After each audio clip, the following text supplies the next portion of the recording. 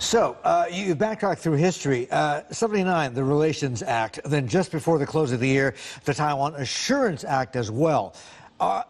You're talking about the risks involved here. Do you think that the incoming Biden administration is going to go so far or as far as to explicitly guarantee U.S. protection, U.S. coming to the aid of Taiwan if indeed it does come under attack or perhaps even invasion from China? Or would that be not just a step too far, but would that literally be considered by China as almost a declaration of war?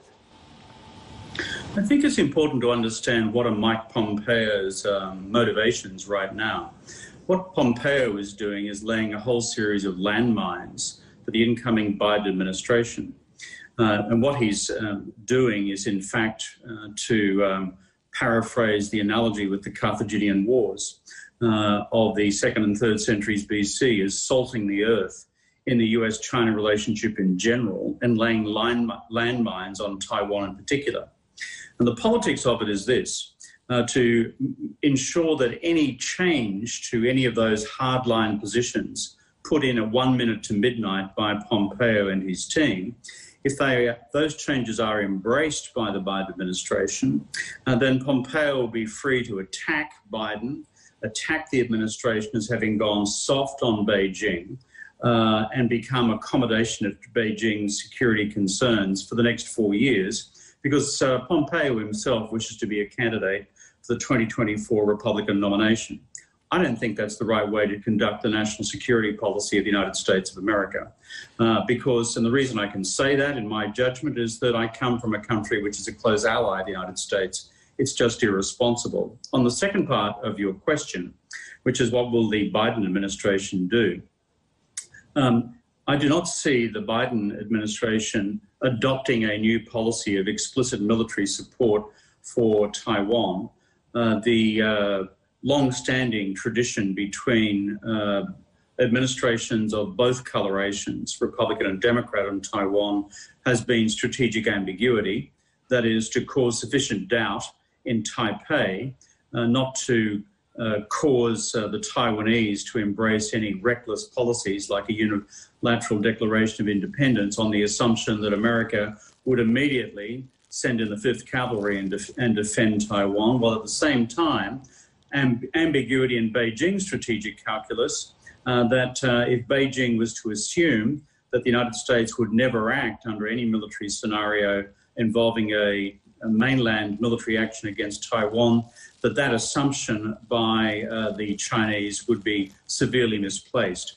So in other words, that's the strategic ambiguity up until now. I don't see that as changing.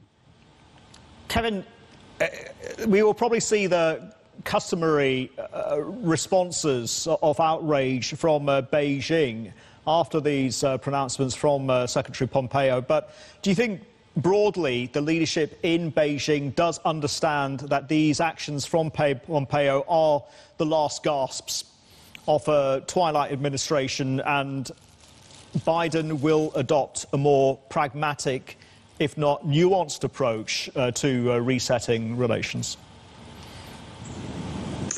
I think it is really important to understand the fundamental importance which the Chinese Communist Party attaches to all Taiwan policy-related matters. This is the holy grail of internal Chinese Communist Party politics. It's the unresolved question in the Communist Party's mind from the 1949 revolution. It's not just like anything else which may become a problem in the US-China relationship. This is front and center, the #1 national security and political concern on the part of the Chinese Communist Party. And the reason I say that is we can't just assume that they'll all sit back, pull out a Panda cigarette and sort of relax in their armchairs with their antimacassars and a cup of Chinese tea and say, well, that's just American politics at play.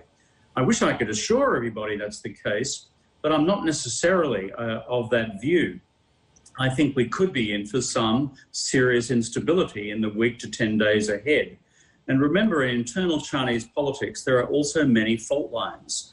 And no one wishes to be seen to be weak on Taiwan when you have such a direct provocation, such as we've just seen now from Pompeo. Kevin, very interesting comments there, and we will continue to talk about the potential for both the US and China to be on that collision course that you warned about later on in the programme.